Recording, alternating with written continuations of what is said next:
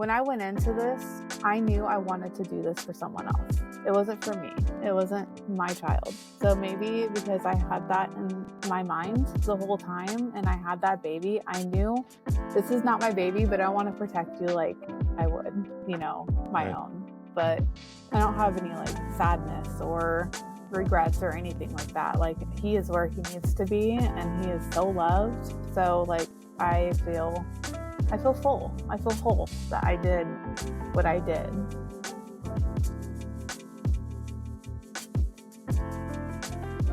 Hello, everyone, and welcome back to another episode of Facing Giants. Today, I'm here with Lynetta. Hello, Lynetta. Hello. Welcome to the show, and thank you for taking the time to join us today. So, again, we're going to be talking about a topic that I have little to no experience about. I have little to no knowledge about. And I'm very excited to speak to you today on the topic of surrogacy. Before we get rolling, tell us your age and where you're from and where you grew up. All right. So I'm 33. I live in Siletz, Oregon. It's a very small town outside of Newport, pretty much born and raised, but I've been in other places. I lived in Utah for a couple of years and I just like it here. Great. What is the best thing you like?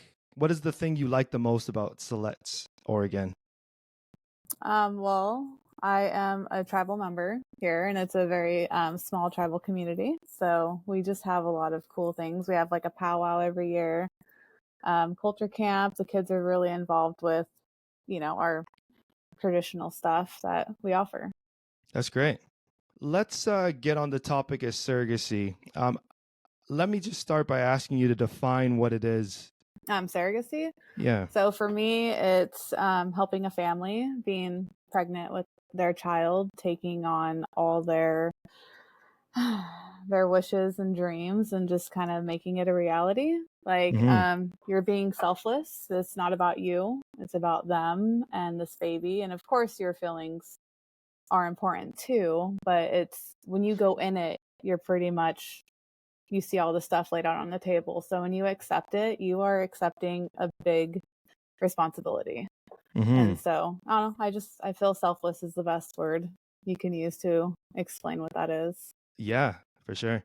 It is not a small undertaking, and especially when you do it because your underlying motive is you want to help support someone else through a journey where they can't do it themselves or choose not to do it themselves. Yeah, it's a pretty big undertaking, and I guess most would classify it as selfless. Before we go down the surrogacy road, let's just get a little background into what your family life was prior to surrogacy. Are you married? Okay. Are you in a relationship? Do you have children of your own? So I am divorced. My ex-husband, I'm sorry. I had 4 kids with him. I was 16 when I had my first, who is 16 right now. So we've definitely gone through that circle of life, it feels. I am engaged. I've been with him for about 4 years. He was actually my biggest support with surrogacy. My ex-husband was anti. So my younger years that I was with him, I wanted to do surrogacy, but I didn't want to do it without the support because you really do need that person. And when your person's not being supportive, you're kind of alone and you don't want to go through it feeling alone. I got a question for you.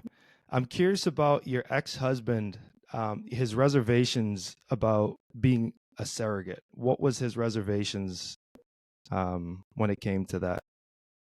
Why he didn't want me to? Yeah. He just thought it was really weird that I wanted to help a family. Not really in the help a family sense. He just didn't want me to be pregnant with someone else's baby and do that. He just couldn't wrap his head around the beauty of it versus, well, that's so weird. And so I dropped it. I brought it up, said I wanted to do it. He put it down, so I didn't even bring it up again. It's pretty much how it went down. Interesting. And it seemed, so you said your first child you had at 16. I'm curious about when you became interested in surrogacy and what was it about surrogacy that interested you? Well, I had my twins. My third pregnancy was twins.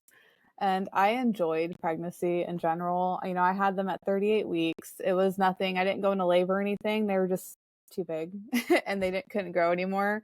So I knew my body had the ability to have healthy babies, like do healthy pregnancies and so on and so forth. So I actually had a friend who was struggling with getting pregnant. And so I felt really bad because, you know, every time I got pregnant and had this baby, she was still trying. And she was kind of bitter because I was, you know, not even trying and having these kids. So it opened my eyes to how hard people do try to have this and how easily it comes for the people who may not even be trying at all. So yeah, I was just like, you know what? I wonder if there's something out there, you know, where people can help others in that sense, because it's very personal. Like, it's not just oh, hey, you know, you bought me a meal at the store. Like, it's you're carrying a baby. Like, you have to build a relationship and trust. And, you know, you don't have to bond, but you're kind of hopeful as a surrogate that you bond with the parents, at least during the pregnancy, you know? So, yeah, when it comes down to it, I just wanted to help because I knew my body would allow that. Yeah. And I didn't want any more kids. Right. I was Right. done. I had Yeah. 4 and I was good. Right. Back then, did you know, or do you currently know any other surrogates? So I have talked to, we have so Surrogate First is the agency I went with. They have a support group, which was amazing. So I actually did get to connect with a lot of the surrogates that they had in their groups. It's just nice. It's nice to have other people who understand why we go in this, where our hearts are, and whether it works out or doesn't work out, we're still, you know, we're trying to bring good to the table. Would you say the motive for wanting to be a surrogate is pretty consistent among surrogates, that they want to give this gift to another family? Is that would you say the most consistent reason why people become surrogates? I mean, that's what I've seen. Like, I mean, obviously, I don't personally know a lot of these ladies who, you know, step forward and do this, so I can't speak for everybody. But the connections I've made with the other surrogates, yes, it's very much just like they want to help. They want to, you know, use the bodies that we were given to help people who can't, you know, or don't have the ability to do it themselves or don't want to, like you mentioned. Like, you know, some people just don't want to be pregnant and they would rather someone else do it for them. And there's people out there that will do it. Right. So, I mean, I enjoyed pregnancy, so I loved it. Yeah. And it's, as a man, you know, like completely separated from the experience of pregnancy. Like, I couldn't even begin to guess what that is like. What is it about pregnancy that you enjoyed so much? Because from I this felt side of it, it looks uncomfortable. I mean, a lot of people, a lot of women express that they love being pregnant and they love that stage of their life. But as a guy, I can't understand that. So what is it about pregnancy that you enjoyed so much? well, I mean, don't get me wrong, I don't think anyone likes to get big. Like, that's probably one of the things you know, you mentioned uncomfortable. Yeah, like towards the end, you know, you can't find a position that works for you because you got this baby in your stomach. But working up to that, I mean, it's just all the milestones, feeling the movement inside your belly and just knowing that you're growing a human in you. I know there's some people who don't like pregnancy, but I love it. So that's, for me, that's what it was like. Yeah. I'm curious about the process of surrogacy. Like, how do you connect with a family, a couple on the other side who's interested in having a child via this route? How do you go through an agency? Do you do it individually? Is there a lot of paperwork? Is there legalities, like things like what's the process? For me, it was, you know, I mentioned it to my fiance that I was like, man, I always wanted to be a surrogate because I think we watched a movie that it was actually supposed to be like a horror movie. Like, the surrogate turned around and wanted to keep the baby for herself. And I was just like, that's weird. Like, you know, I've always wanted to do surrogacy. And he's like, well, why don't you? And so that opened up the door. I was like, really? Like, you wouldn't mind? Because I was so used to, you know, my ex-husband was such a Debbie Downer that I never even thought about bringing it up again. So I just let it go. Anyways, so I was like, we were talking about it. I was scrolling my Facebook like the next day. I was at work. I worked a graveyard shift over at a teenage treatment center, and the surrogacy ad popped up, and I was like, well, that's weird, because I was just talking about this. And so I actually clicked on it. It was the first thing I saw. Clicked on it, went through like this pre-screening application, and not even kidding, the next day I got a call. They checked in with me. We had a really good conversation. I mean, I knew that they were real at that point, not just some scam that, Facebook put up on my timeline. So it just kind of blossomed from there. So, I did the pre-screening, was approved. And then as soon as they accepted me as a surrogate, they put my profile out there for intended parents to see. And then they pretty much like match you with somebody based on your personality, what kind of things you want. Like some people are religious, some people, don't want to work with certain types of things. Like, some people are anti, abortion or anti anything like that, to where, as a surrogate, you have to be open to what the parents want. So if you end up pregnant and their baby has, a mental illness or something's wrong, physically or mentally with the baby, if the parents don't want to continue with the pregnancy, you have to be okay with terminating. And so a lot of people are not okay with that. But that's something you have to consider going into surrogacy, and they ask you, like, is this something you're okay with? So if you say no, they would match you with parents that are also not okay with that. Yeah, it sounds like your profile's got to be pretty. The profile's got to be pretty extensive in terms of the parameters that you have to make sure that you're compatible on, because you're just talking about a situation where, if a couple decides they want to end the pregnancy, then you've just got to be okay with it, type thing. Are there lawyers involved? Yes. Okay. So pretty much, you get matched if you and the parents agree, like, yes, this is the person we want to continue with. Lawyers get involved. So that's where the paperwork comes in. It's probably about a month or two of a process. The lawyer communicates between you, the parents, and the agency. So there's 3 parties, and everybody just kind of agrees. Once everybody is on agreement to the contract, it gets signed, and then they move on from legal to starting at the clinic, where they work on their cycle, and then starting the transfer, which is, transfer of the embryo. Right. If everything goes smoothly and everybody's kind of on the same page, the couple and the surrogate, and then you're ready for embryo transfer, right? Yeah. Does this couple do like an IVF round type thing? And then, okay, interesting. Yeah, so it's all IVF. So they'll start you off, getting your cycle in order, because women have a monthly cycle. So they have to go based off what your body's doing.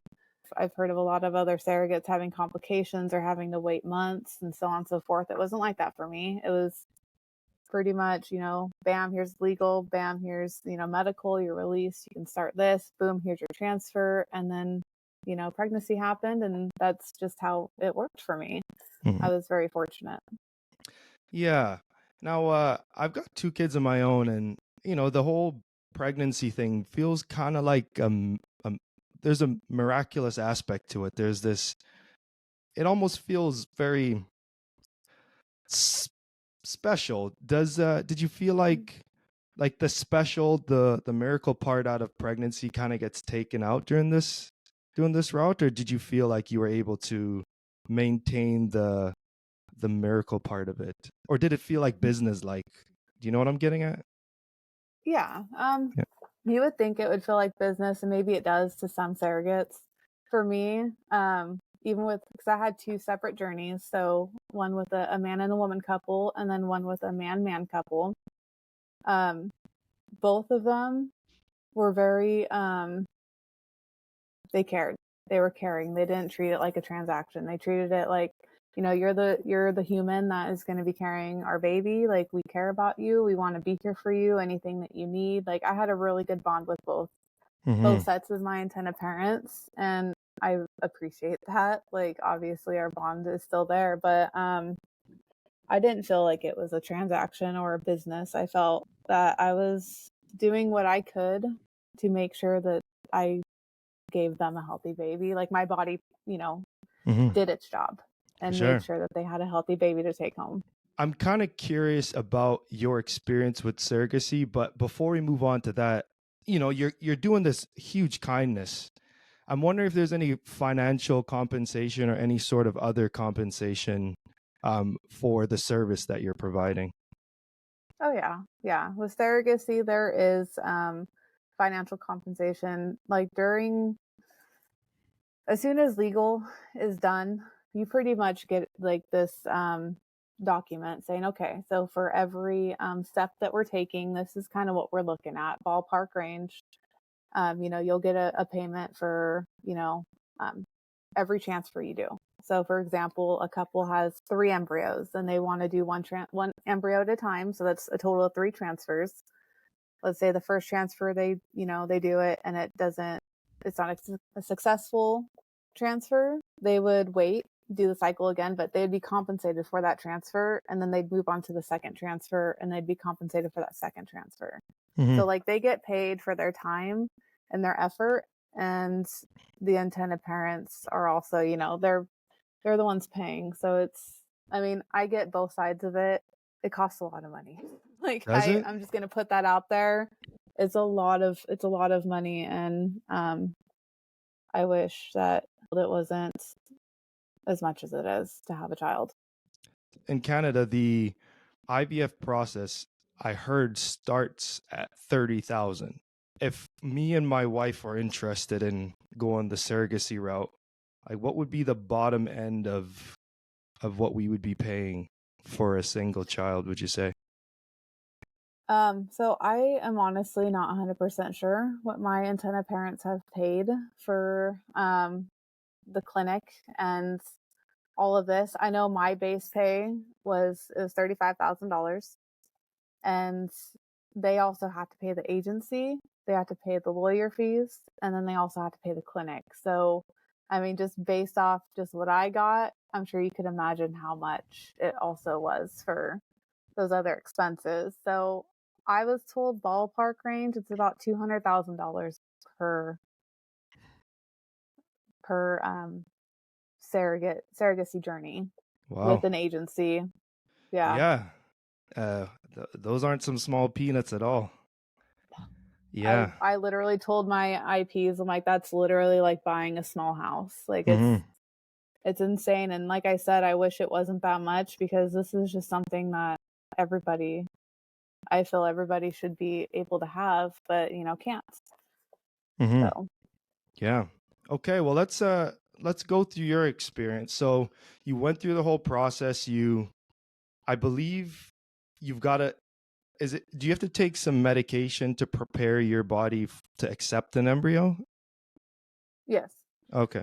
So when the clinic gets you in the process, like I said, you'll kind of start like a birth control type deal, and then they'll start with, depending on you and your body and what you need, they have like things from injections to pills that you take daily, every other day. Like for me personally, I took pills every day. And then I also had a shot that I did in my stomach just to prepare my uterus and my body to be ready for that transfer. And then a week before transfer, you have this really not fun shot that goes in your backside. And you will do that shot every day until you're about 10 weeks along in pregnancy. And That does, that doesn't sound it's not fun. fun. No, it's left some bumps and bruises on my back even to this day. But you know what? Like I said, it's worth it. I would do it all over again in a heartbeat. But yes, it's not a fun process. It's not something that I'm like, yeah, like it was amazing. Mm-hmm. No, it was painful. There's blood, sweat, and tears put into it, but it was a group effort. Right. So describe the arrangement you had with because you said you went through the surrogacy process twice, right?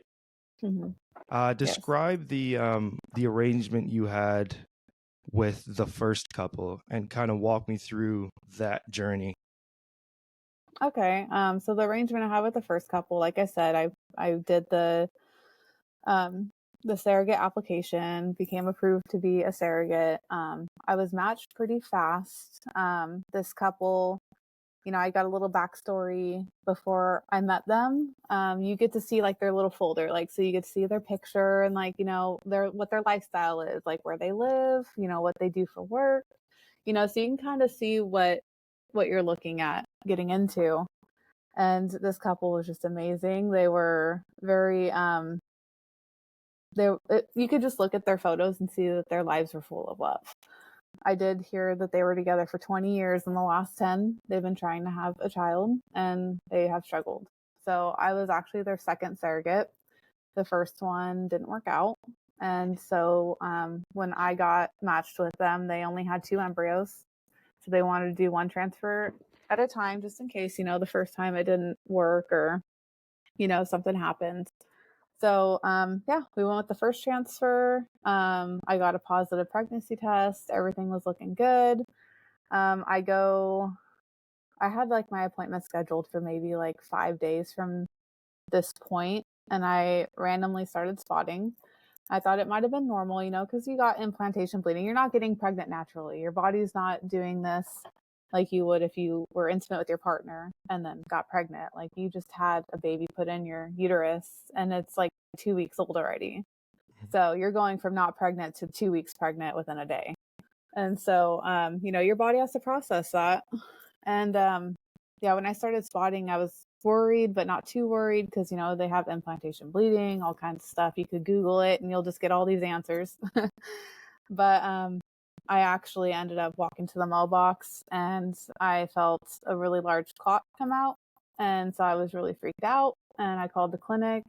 They told me not to worry, but it was like a couple days later I went in and they didn't see anything in there. So it went from a positive pregnancy test to nothing. Oh, so no. That was definitely, I was really sad because I communicate with my parents, not that the clinic doesn't, but I wanted to tell them. Like I was so invested and I felt so heartbroken for them because I didn't want to have to tell them that, especially knowing that their surrogate before me also had a miscarriage at 6 weeks. So when I miscarried, I was 6 weeks along. Wow. And so we pretty much just said, okay, I mean, this sucks, but we have to continue forward. And there's another embryo. So, let's get our hopes up and, we'll work hard and make sure everything's good. So a few months later, we did another transfer. Again, it was a positive pregnancy test. Everything was looking good. And at 6 weeks, I started bleeding.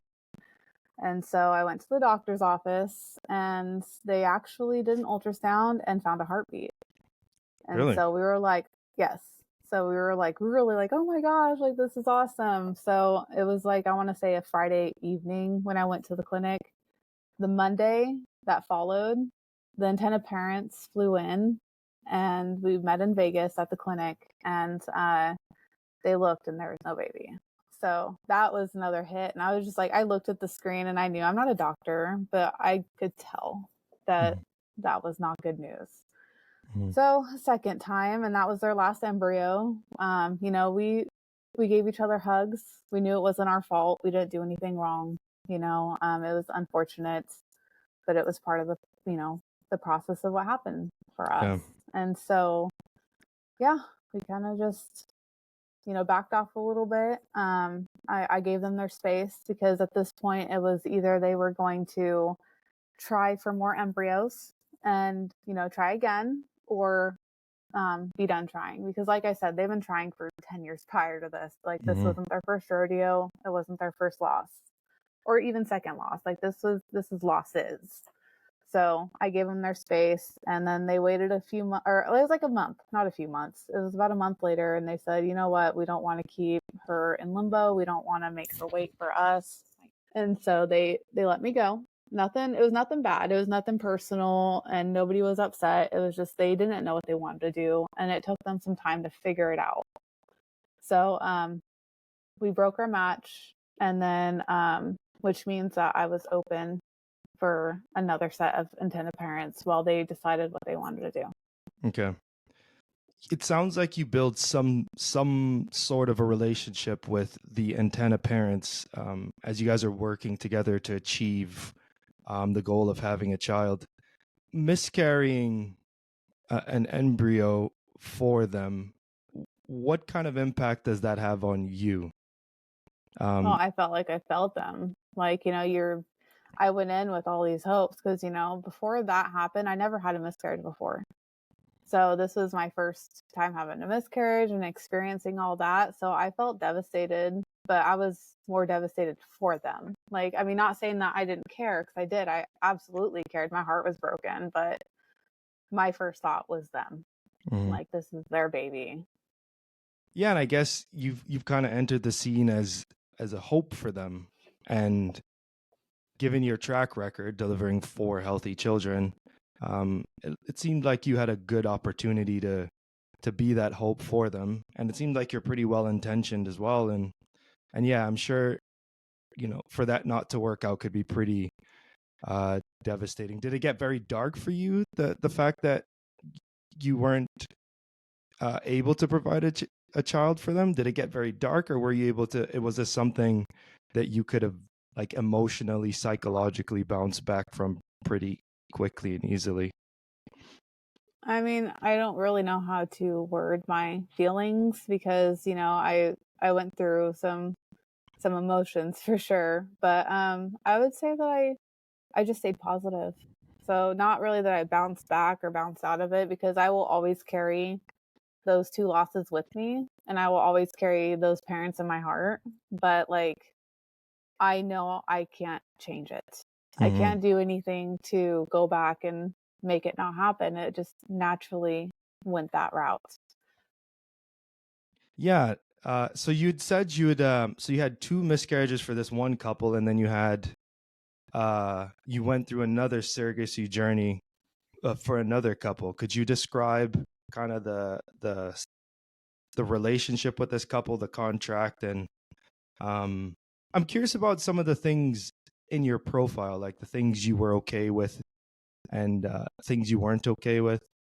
But yeah, if you don't mind walking us through your journey of the second surrogacy. Yeah. All right. Well, when that chapter with the first and 10 parents closed, I was asked, like, are you, wanting to, continue? Do you need time? And I'm like, no, look, I still want to do this. Like, this is in my heart. I want to complete a journey like that. I'm like dedicated. I want to do this. And she's like, okay. And she is she's my surrogate agent. And so she put my profile back out there, introduced me to the last IPs that I've had. Um, it's awesome actually that they live in Belgium. So they're not in the country. And, at first I was kind of like, oh man, like, what if I go into labor? Like, they're going to have like a 20-hour travel here. Like, am I going to be able to hold that baby in there, So all these thoughts crossed my mind before I met them. And, I had a lot of questions written down. And then when we actually met and communicated through a translator, because they have a translator through the agency, like, the questions just came naturally. I don't even think I looked at my paper at what the questions I had, like, because it was fluent. Like, we just kept talking. So it was nice. We had a really good connection at first. I mean, the whole time we did, but it was just an instant connection. And so I felt good about it. We didn't really have any more questions at the end. We were done with our match. And then, like, maybe an hour later, I got a call saying, like, yeah, they said yes. What do you say? And I was like, I said yes. And then it just kind of went from there. It was kind of the same thing. Like I said, once you get matched, you got to go through that legal process, and then you got to go through the clinic process. And it's not just like, oh, you met your IPs, you're going to transfer tomorrow. Like, it's a process. You want to like take about, not, I'd say 3 to 9 months ish is about average, I want to say, from start to when you actually see a calendar of when you're possibly going to have a transfer. Mm-hmm. So it's definitely a lengthy process. By the time a transfer was scheduled for us, it was October-ish. And they, of course, live in Belgium, so they couldn't just come down and be there for the transfer. Our end goal, and it was from the beginning, was that they'll be down for when baby's born. So there won't unfortunately get any like one-on-one in-person interaction until that point. But we were dedicated to talking on the regular, even if it's once a week. I sent them pictures of my belly every week. So they got from 9 weeks to 36 when I went into labor. So I actually made them an album, took a picture of every week, and I put it in an album for them so they can shuffle through it to just see the growth. But anyways, sorry, getting off track. We just built a really good bond over texting, and they were really good on their English. Like they typed a lot and they used like the translators and stuff. But to be honest with you, I didn't have to learn any of the French. Like I didn't have to learn how to talk to them. They taught themselves how to talk to me, and I appreciated that because I'm horrible with learning new languages. Right. So I was kind of worried about it, but they did amazing. I'm wondering if I should even go here, but I'm curious about some of the parameters some of the restrictions that you would, or the boundaries, I guess you would call them. What were the things that on your profile you kind of drew the line on, and things that you were flexible on, just out of curiosity? I mean, I was honestly open to all the things because I'm not really a shy person. As soon as I sign that legal document, I'm opening my life and myself to these people because I'm going to be having their baby. So whether they, see the good, bad, ugly, beautiful, like they're in the delivery room, they see me pushing out their baby, like that's going to happen. Like there's no privacy. Once you sign that contract, it's all open. So no, I didn't have any limits because I knew this isn't my person. This isn't my baby. This is theirs. So, I mean, of course I dreaded ever hearing like, okay, well, we don't want to continue. I don't ever want to hear that. But would I? Absolutely, because it is not my baby. I will do whatever you need me to do. Whatever your decision is, to where, I didn't have that limit, but I would have absolutely been devastated if I had to terminate or anything like that, because I've never done that and I don't ever want to do that, but I would do it.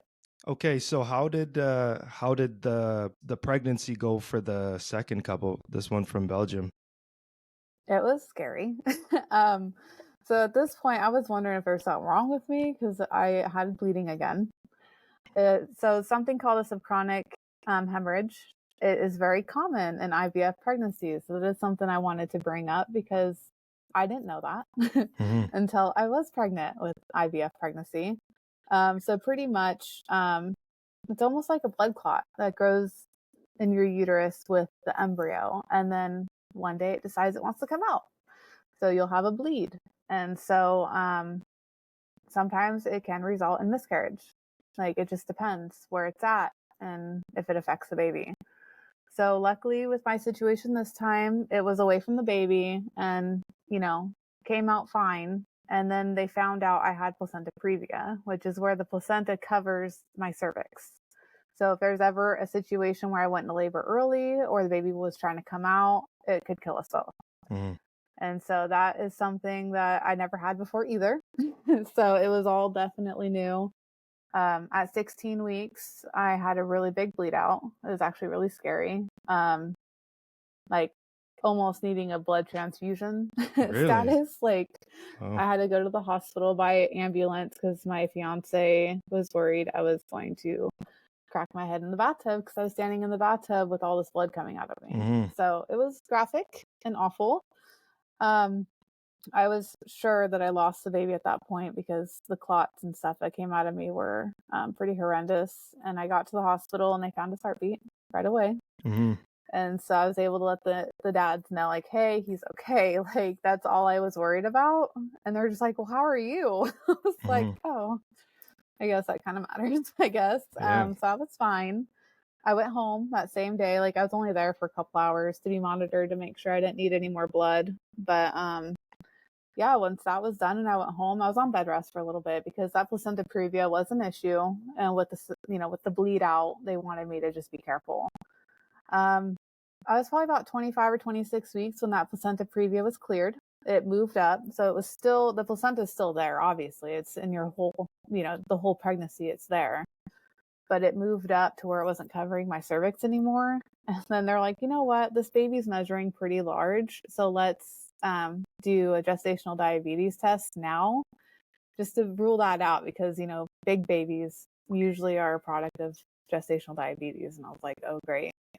Never had it before. And of course, I had it. It was anything that could have happened, I swear. But I ate good. I kept it under control. You know, the baby was fine and healthy and happy, growing. At 36 weeks, I did go into labor on my own. I couldn't control it. The dads were actually on the flight overseas coming up. And I happened to have a C-section to where the baby came out the same time the dads landed. So that I thought was cool.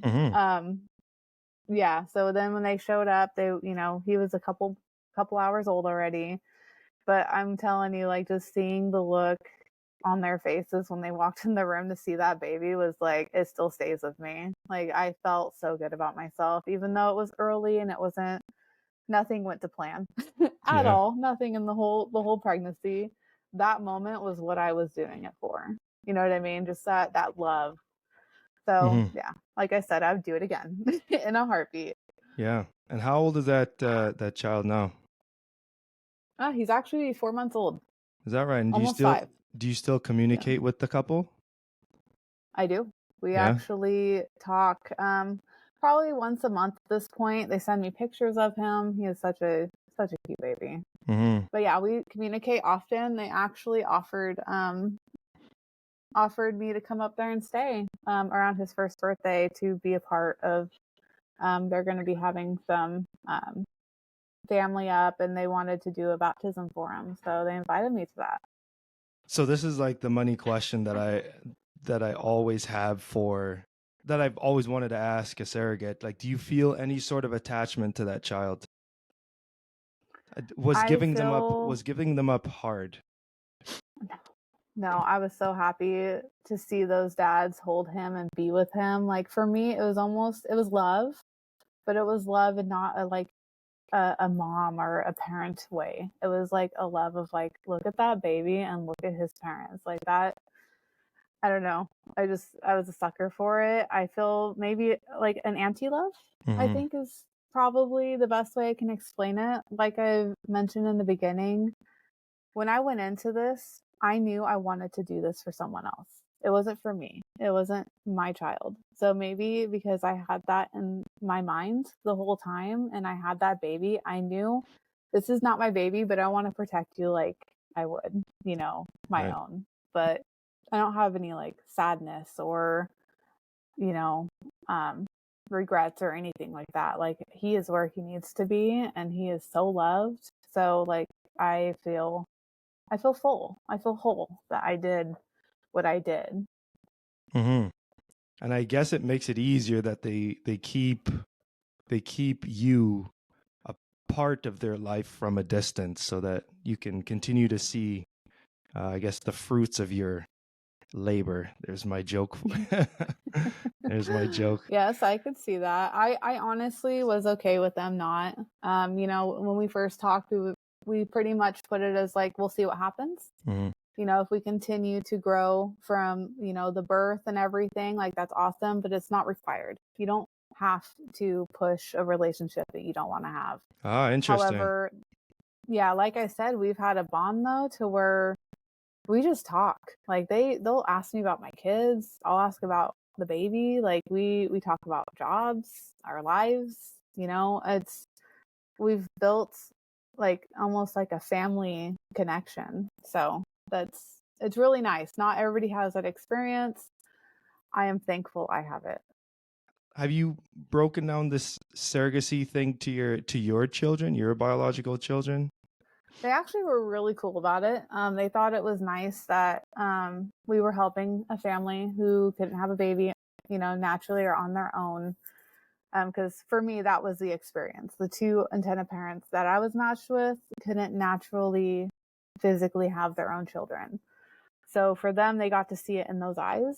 And they were very involved, met the antenna parents, like whether it was like phone calls, pictures, so on and so forth. So my kids were involved with it because I wanted them to understand, look, I might, have a baby growing in my belly. I'm going to be gone at the hospital giving birth. Like, we're going to go through this process, but it's not mine. I'm not taking this child home. We're not raising it.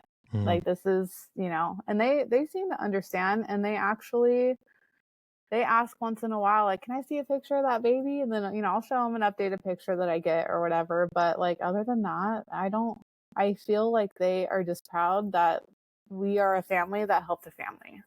Right. So when I looked up surrogacy, because again, coming into this conversation, I knew little to nothing about it. Like, a lot of the information I was receiving was about the ethical dilemmas with surrogacy. Now, I'm not going to ask you to break down these and defend or argue or whatever, but I'm curious if you personally had any kind of ethical dilemma yourself, or was this like an easy decision with no hesitation, no reservations, for yourself? It actually was a really easy decision. Yeah. No reservation. Like, it was not, I loved it. I definitely wouldn't argue with you about anything like that. Like, I wholeheartedly and like honestly just went into it, and eyes, heart, and mind wide open on anything and everything. So no hesitation. Interesting. Thanks for sharing that. What would you say is the highlight and the low light of surrogacy? Well, the highlight obviously would be delivering, giving that family what we started this journey in the first place for, like seeing that from start to finish end goal. Like, I mean, it just doesn't end there either. Like, this baby is growing up. This baby is going to have a wonderful life, to where that would be the biggest pro, is just knowing that if I was not in the equation, that this wouldn't have happened. And I'm proud of that. Like, I am so happy to be here and be a part. And even if things didn't work out as great as they did, I know that I did the best I could. The biggest con, of course, is the miscarriage. Like, that was my biggest hardship, because it was telling those parents, I'm sorry, but this didn't work. I'm sorry that your baby didn't, get to make it to term. Like, so that definitely is the biggest con going through surrogacy, is having that experience. Right. Wow, I have learned so much today. What do I think about surrogate? I mean, I guess it doesn't matter what I think about it. I think it's pretty amazing what technology can do. The options that it provides for people now who aren't able or aren't willing to go through the pregnancy process themselves, and there's now just avenues for them. I've interviewed people who've gone through the IVF route, and even that route in and of itself can be pretty emotionally exhausting. But even now, the option of adding a surrogate to the mix is pretty interesting as far as technology and scientific advancements goes. It kind of makes you wonder. What's next as far as technology in this domain goes. If there's someone out there who had just recently miscarried a antenna parent's child, and they're struggling to bounce back from that, because that's you were there at, I think twice you were there, Yeah. and they're having a hard time bouncing back from that. What kind of advice or words of comfort would you give to someone like that? I mean, to be honest, there's really no comfort words that I could give, because no matter what, you feel how you feel. It's a hard thing to deal with. Your body is going through it. Your mind's going through it. Those parents are going through it. It's a lot of pressure, a lot of disappointment, even though you did nothing wrong. The sadness that comes is real, and you can't change that. Just I guess the best thing I could say is just know that it wasn't your fault, and that, get up and keep trying. That's all you can do. Beautifully said. Well, Lynetta, we've come to the end of the show. I want to thank you so much for taking the time to talk with us today. We worked pretty hard to make this arrangement work out today, but it was so great talking to you. I learned a ton. So yeah, thank you so much for coming on and sharing your story. Yeah, no problem. I was happy to share. Great. Well, you have a wonderful evening, and best of luck in all your future ventures. Thank you. You too. Okay, take care. You too. Bye.